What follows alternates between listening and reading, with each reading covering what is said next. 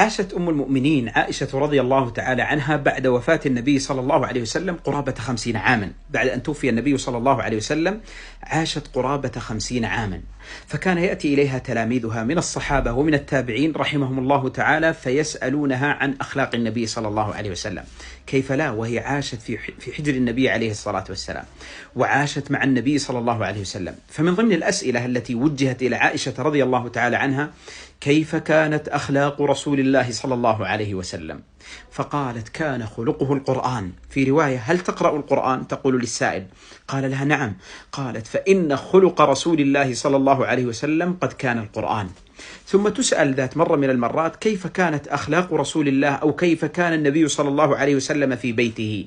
فتقول: كان يكون في خدمة أهله، يرقع ثوبه ويخصف نعله ويطبخ مع أهله ويساعدهم صلى الله عليه وسلم، فإذا حضرت الصلاة ذهب إلى الصلاة.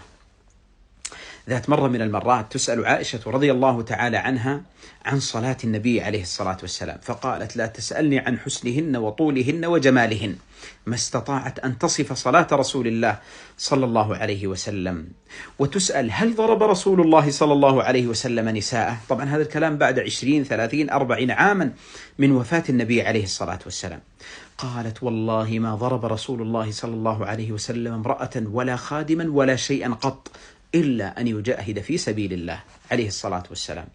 وتسأل: هل كان رسول الله صلى الله عليه وسلم يقسو على نفسه؟ فتقول: ما خير رسول الله صلى الله عليه وسلم بين شيئين إلا اختار أيسرهما ما لم يكن إثما، صلوات ربي وسلامه عليه. ثم تسأل: هل صلى رسول الله صلى الله عليه وسلم جالسا؟ فتقول: نعم، بعدما حطمه الناس، يعني بعدما كبر سنه وذهب في قضاء حوائج الناس وفي الجهاد في سبيل الله، تعب صلى الله عليه وسلم فصلى جالسا. وذات مرة من المرات سئلت عائشة رضي الله عنها: ما أعجب شيء رأيتيه من رسول الله صلى الله عليه وسلم؟ فبكت من هذا السؤال بكاء حتى أبكت من حولها من التلاميذ. قالت: أما رسول الله صلى الله عليه وسلم فكان كل أمره عجبا، كل أخلاقه عجيبة وطيبة ومباركة. ثم ذكرت قصة مؤثرة حول هذا الموضوع. إذن هذا هو رسولنا، ولأجل ذلك نحبه لأخلاقه مع نسائه ومع خدمه ومع الكفار ومع المسلمين ومع الناس جميعا.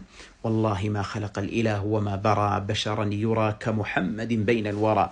يا سيد العقلاء، يا من أتيت إلى الحياة مبشرا وبعثت بالقرآن بدرا نيرا، صلى الله عليه وسلم.